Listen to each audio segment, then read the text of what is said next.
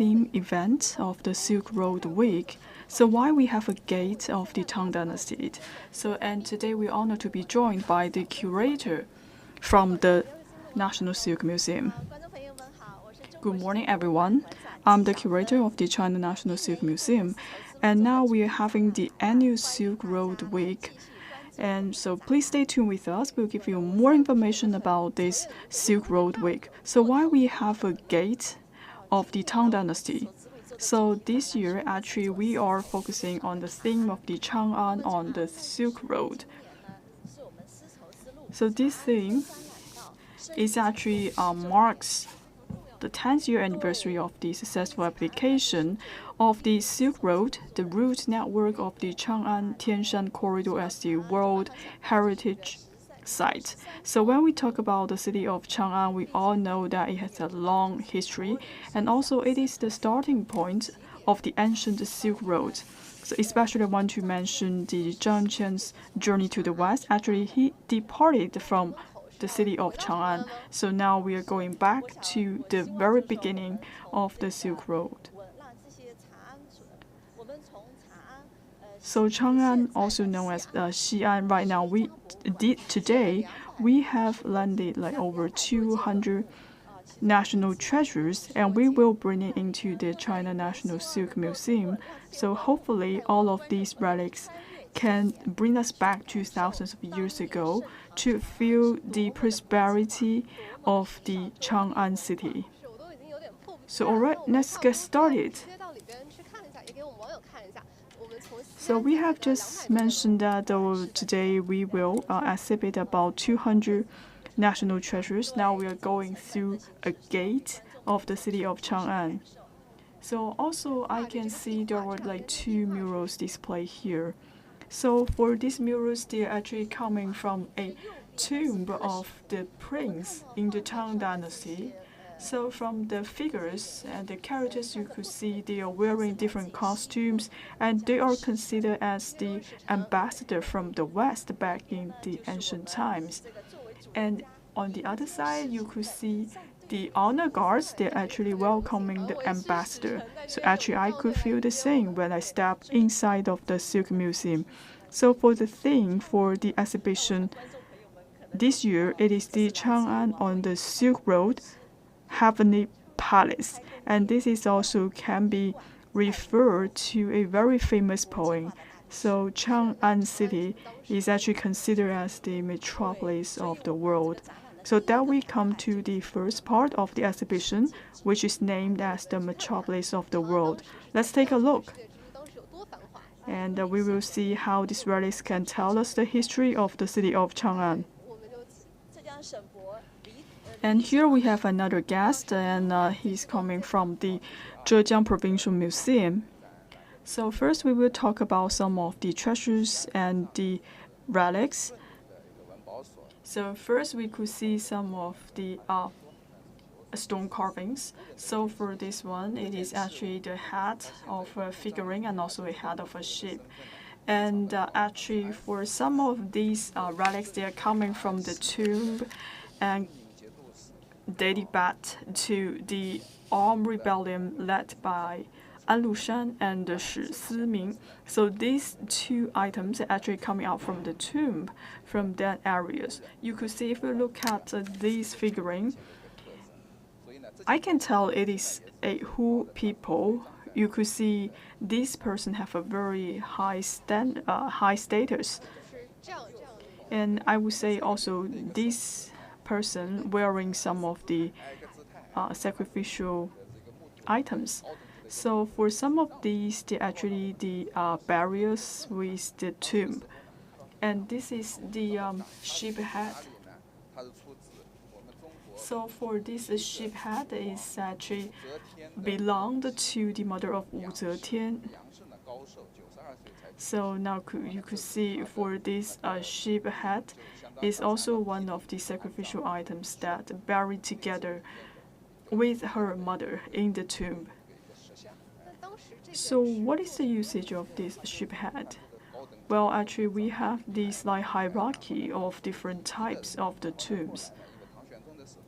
So after the tomb has been broken with our archaeological excavation work, we are able to collect this sheep head. It is very heavy. It is over 250 kilograms. It's very stunning. And also I can see a bracelet. We have the bracelet. We also have a cup. They are very exquisite. What are they?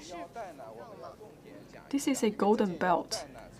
So for this golden belt, it is also very famous. And we just talked about that in the area of Xizang. Actually, we are able to find this kind of ancient relics. So this golden belt is actually purchased by a native Chinese from overseas, and he donated this belt to the Zhejiang Provincial Museum. So for this one, this is the golden ribbon with the turquoise. It has been preserved in the Zhejiang Provincial Museum, and this time it is the first time we bring this item to the China National Silk Museum. And also we have different kind of the figurines. And for some of the other items, maybe we cannot bring everything to the National Silk Museum, but we are able to put some of the items here. So for this figurine, actually it is also one of the cultural relic that has been excavated from the ancient tomb. This is also a fragment of a figurine. So especially I would like to mention that for the Princess Wencheng used to get wed in the Tang Dynasty, and we have a very good friendship with Tubo. So for this figurine, you could see it has a lackage of a head, but still it is well preserved. And also we could see for the clothes, the costumes, you could see it is very exquisite. And also you could see we have the character, meaning the king. So I was wondering, where is the head? Well, during the excavation and also with the long history, maybe some parts of this figurine has been damaged. So maybe we are missing the head for this one. So for this figurine, we are excavating from the earth. It is buried in the tomb. So this is collected in the Shanxi Archaeological Institute. So as we could see, it is very prosperous here, and also we can feel the city of Chang'an is considered as the metropolis of the world. So now we are coming to another part. This is the second part. We are calling that the theme is Chang'an as the city of the trade and the commerce. As you will see that for the city of Chang'an, it is actually considered as the trade center between the East and the West. Some of the products and goods will come through China from the city of Chang'an. So this one, it is a golden bowl. I think this one is very famous, right? Well, this one, it is also collected in the Shanxi Historic Museum. Actually, it is the most famous one. And this is unearthed from the Hejiacun kiln in the city of Xi'an. So in the kiln, actually, we have unearthed over 1,000 different types of the golden wares, including this very famous one, the golden bowl with the pattern of the mandarin duck and the lotus petal. And this one is very important for us because for this bowl, it is made from gold. And also you could see for the skills to make the bowl is very special and unique. And also we could see there are some scales carved inside of the golden bowl. You could tell the weight of the bowl, and also from the outside you could see the different patterns and the skills. So back in the Han Dynasty, we are also finding this kind of the artifacts. So for this golden bowl, you could see the pattern of the lotus petal. it is very beautiful, and inside of the petals you could see very small patterns. For example, we are able to see some ancient characters, languages, and also the Mandarin duck. And this is very exquisite and very sophisticated in terms of the skills. I would say for this golden bowl, it is of great significance for the Chinese history. People may have some speculation. They're saying that for this golden bowl, maybe it has some relations with the king of Tu Bo. And of course, we have put this, in a very unique space. And from all of this relic, we could see the integration of the civilization and the culture. And now I could see a plate. So we have Mr. Wei from the Fawen Temple Museum. So can you tell us more about this plate? For this gilt plate, it is unearthed.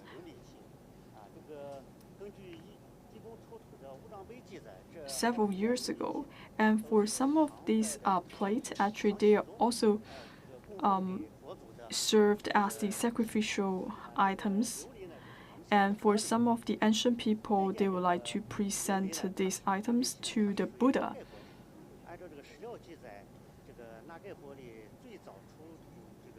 So for this one, you could see for this kind of artifacts, and also these skills can be dated back to thousands of years ago. And also for these skills is very advanced. So in the BC 30, and when we receive all of these plates, and these plates may have a higher level compared to the golden wares. So now you could see for some of the techniques that has been used to make this plate is very exquisite and also sophisticated. You could see there was some like carvings and also the gilt technique. And for this one, you could see it is color glazed. If we look at the patterns, it also shows the Western culture, especially after we start to embark on the journey of the Silk Road. For some of the porcelains and the potteries, they have been brought to the Western region. And for the Western countries, they are also introducing some of their local items, artifacts into China. For example, for this color gaze plate, also demonstrate the cultural exchange between China and the outside world. And also we are seeing some of the Islamic flavor of these items. So on the other side, you could see a lot of different types of the figurines and horses. So we have Ms. Chen to give us some introduction. So for this one, it is the tricolor figurine. So for this figurine, they are also excavated from the ancient tombs. If you look at these figures, you can see they are very strong. They are wearing the long robe, and also they are wearing boots, and they wear belts. So now, from this figurine, you could see that this person may be considered as an ambassador that's coming in and out from China and the outside world. And also we have different types of the figurines, and also we have the figurine with the camels. So for this one, I would say it is quite unique because you could see he's very masculine, and also if you look at the shape and also the expressions, he's very confident and very fit.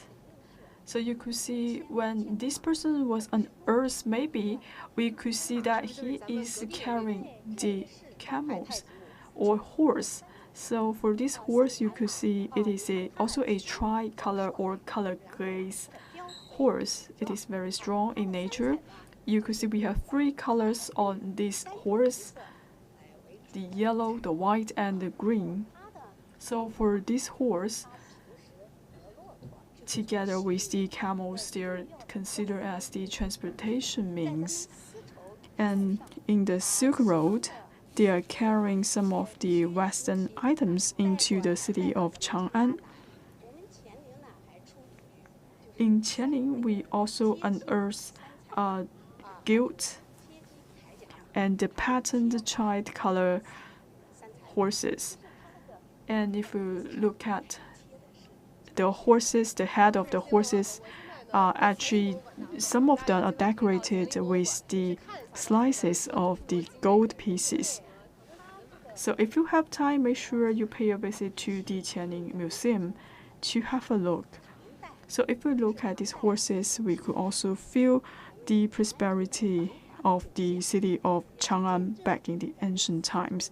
And also this also shows the trade exchanges between the East and West, and also the civilization and people-to-people exchange.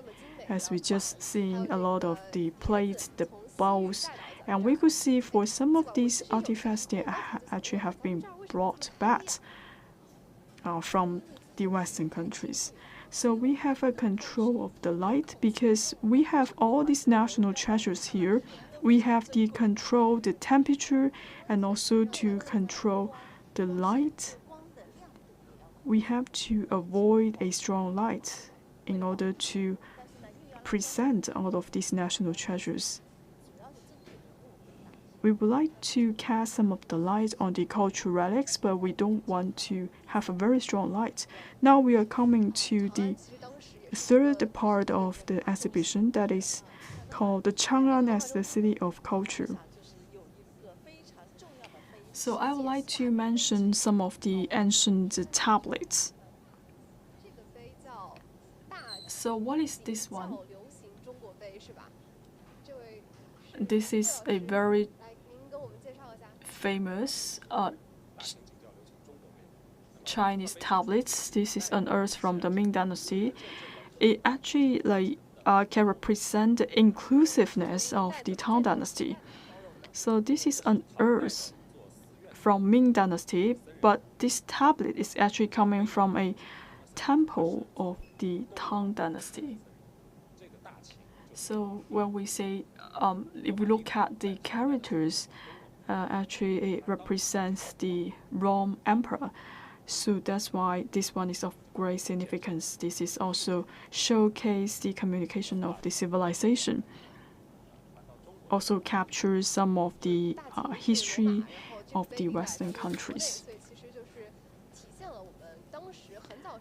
So this shows that very long ago we already have a communication and cultural exchange with Rome. So this also shows that for the characters and the inscriptions on the tablets, it also tells the story on how Chinese people receive and welcome the ambassadors coming from the Western countries. And also for these tablets, it also captures some of the history of the rebellion led by the An Lushan and the Shi Siming. So I would say at that time, especially in the Tang Dynasty, it is very open and inclusive.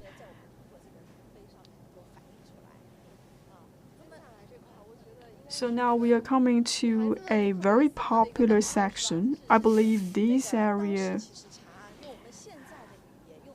will be attracting a lot of young ladies.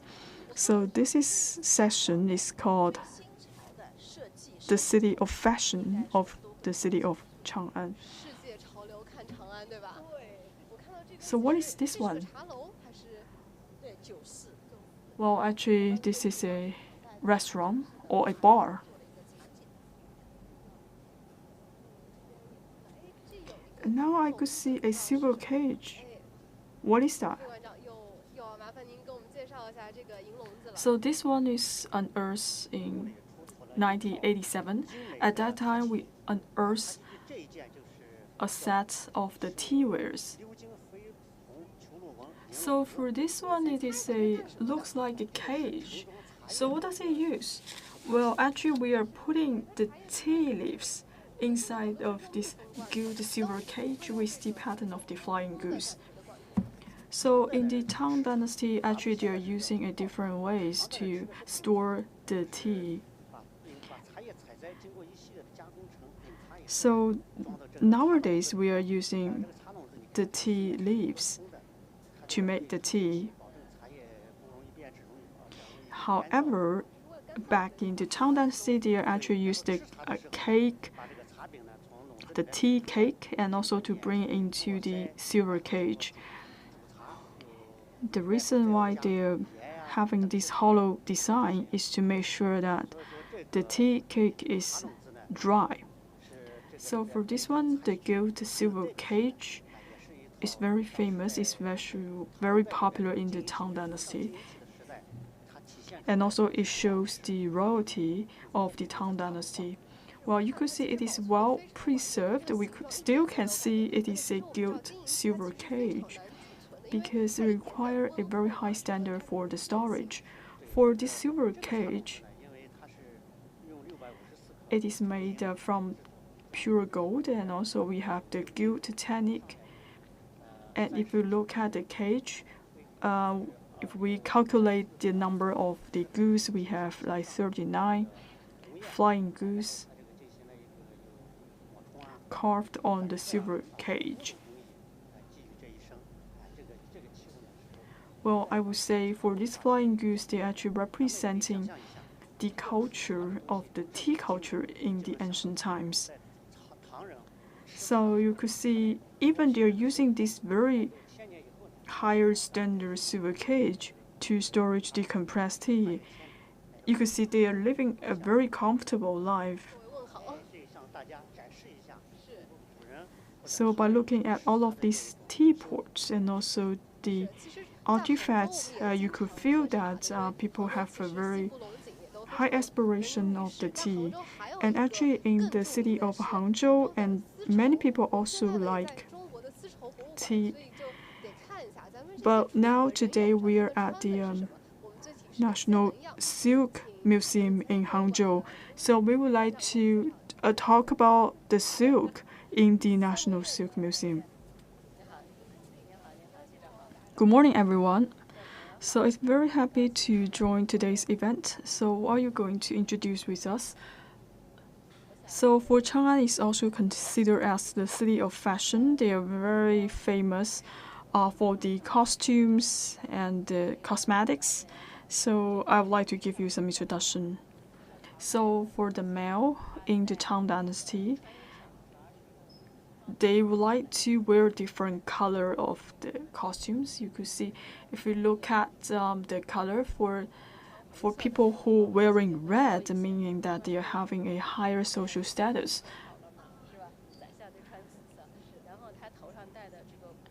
And also they have a hair decoration. So first of all, they will make a special hairstyle, and also they will use some of the decoration in their hair. But for male in general, it is quite simple. But if we look at the females, you could see they also have a different standards for their hairstyles. So first of all, they have very unique hairstyle, and also they have to put some of the makeups on their face. So from this cabin, you could see tons of different types of the hairstyles. So if you look at the historic records, and actually they have like dozens of different hairstyles for the women back in the Tang Dynasty. But still, it is very popular for they to dress up and also to put on some of the makeups. So just take a look at this one. This is a tricolor figurine, and she is quite fit. And also, he still have the features of the people from the Han Dynasty because still she is very slim. So this is a very typical dress for this figurine. So she has a decoration on her hair, and also she is wearing a very long robe.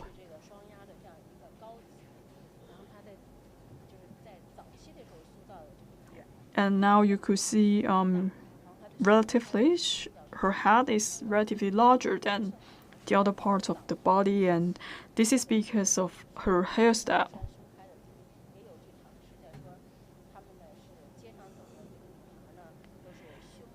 And also we could see she will put on some of the makeups and powders on her face. So now we will see what will be some of the changes, especially for the body shape of the female. So except for the robes, they tend to wear different types of the costumes. It is very fashionable.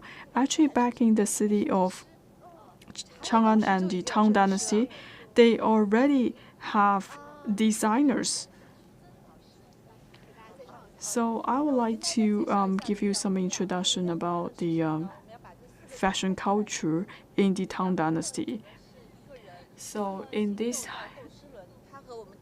poster actually captures some of the information about the designer in the Tang Dynasty. So we would like to talk about the patterns and the designs of this specific designer. So just take a look at these patterns.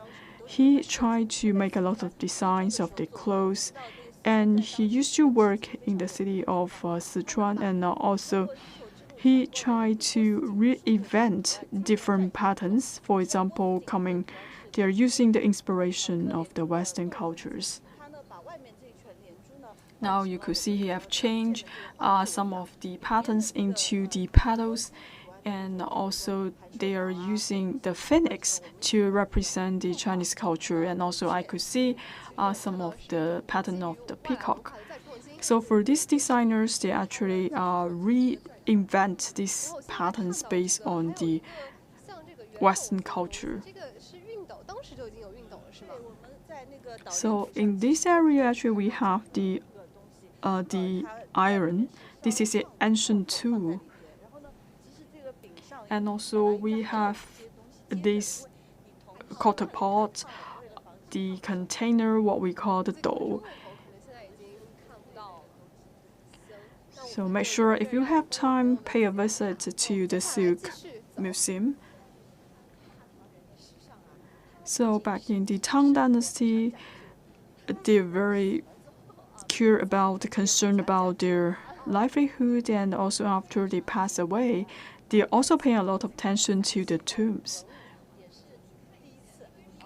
Because of the time limit, we will also want to check one of the relics. So I would like to invite Ms. Wang to give us some introduction. So here we are seeing a lot of the portrait brick and also the brick carvings unearthed from the tombs. So from the brick carvings, you could see some of the male figures and also some of the female figures. For the brick carvings, you could see all of these characters, they are quite 3D, and also they are very streamlined. And now you could see we have different movements of these characters. Like some people, maybe they're dancing and also they're playing the instruments.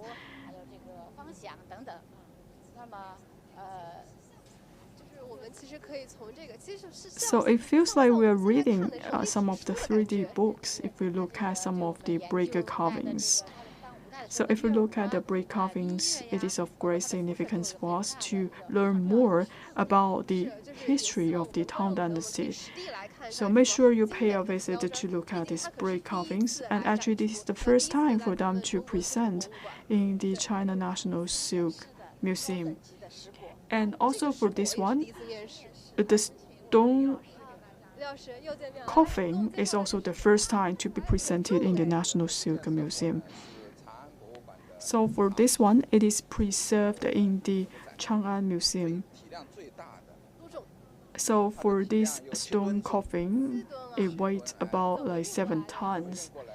So we have to preserve it very well, and also it takes about like 3 days to install this stone coffin. So for the stone coffin, it also correlates with the social status of the Tang people. So you could see we have the coffin, and also we have the base, and especially for the person who have been buried inside of the coffin, actually it is Wei Xun who has been buried inside of this stone coffin, and also she has a very high social status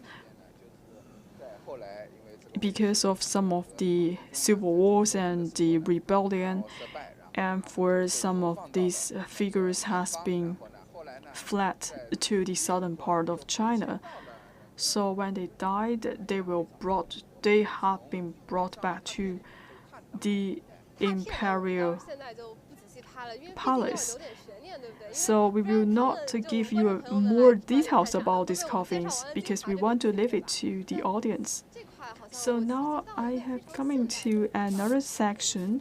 It feels like we are coming to the southern part of China, and this is the last section of this exhibition called the relations between the Chang'an and the Zhejiang province. And also we are seeing a lot of different relics. So this item is also preserved in the Fa Wen Temple Museum. So what is this one? So for this one, it is very important, and also for this pot, and it is actually of great significance to the relations between Chang'an and the Zhejiang. And if you look closer to the patterns, you could see they have been carved with different patterns. For example, the phoenix and also the Mandarin duck. This also showcase the prosperity and also the auspiciousness from the ancient people. So for this Mandarin duck, it is very sophisticated in the technique. So back in the Tang Dynasty, we have many people who are using the different patterns to show the integration of the Chinese and the Western culture. And also we have the highest level of the techniques, especially for the embroidery. Now you are seeing that even though it is in a bronze bowl, but still we are seeing very exquisite patterns and very symmetrical of the patterns. Because inside of the bowl, you could see we are seeing a very symmetrical Mandarin duck. And actually, it has been representing a number of different techniques that has been used for this pot. So actually, for this item, it used to be presented in different parts of the world to showcase the Chinese culture. So what is the relations to Zhejiang province? So for this basin, actually you could see some of the characters, meaning the western part of Zhejiang. So actually, this basin was a gift sent from the Zhejiang ambassador to the king of the Chang'an. So this time, you could see for this basin has already coming back to Hangzhou, the Zhejiang province. So you could see, even though in the ancient times, in the city of Chang'an, it has a lot of different like potwares and the porcelains and the artifacts, but still they're actually coming from the Zhejiang province. So in this area, I would like to show you some of the artifacts in different parts of Zhejiang province. So for this one, this porcelain is from the eastern part of the Zhejiang, and also the king of the Chang'an has been donated this item to the Famen temple. So in the Famen temple, when we unearth this item, we are able to find that for this porcelain is actually coming from the western side of the Zhejiang province. This also can show the civilization and also the culture in the ancient times. And also we are able to see some of the white porcelain. So this shows the very close relationship between Zhejiang and the central China. And if we look at the characters that has been inlaid inside of the porcelain wares, you could see that for some of the items, they're not originally made in Zhejiang, but still, for some reason, they have been brought to the Zhejiang province. So for this one, it's very famous. This is the tricolor cup made with the animal horn. So for the tricolor cup, it is not made in the Zhejiang province. It is also made in the city of Chang'an. So in this area, we are showing some of the artifacts that has been sent from Zhejiang to Chang'an, and also we have some of the items received from Chang'an because of the Grand Canal. Some of the items has been brought to the Zhejiang province. So for some of these relics, well, we will wait for the audience to uncover the mystery. So we just talked about the city of Chang'an, and also we are going back to the province of Zhejiang. And this also shows that the cultural exchange between the East and the West. And also, actually, this year also marks the 10th-year anniversary of the successful application of the Grand Canal as the World Heritage Site. So actually, back in thousands of years ago, we have a lot of trade exchange and also people-to-people exchange in the ancient times. I hope that with this exhibition, people can learn the stories about the Silk Road, and they're able to carry forward the spirit of the Silk Road so that they can understand the spirit of the civilization, that is the openness, inclusiveness, and the cultural exchange. So for this exhibition, it will end in October. So I strongly recommend that if you have time, make sure you pay a visit to the China National Silk Museum. So today we just have a sneak peek of these treasures, because altogether we have over 200 national treasures in the museum. So in the end, I hope if you have time, make sure you pay a visit to the Silk Museum and enjoy the civilization.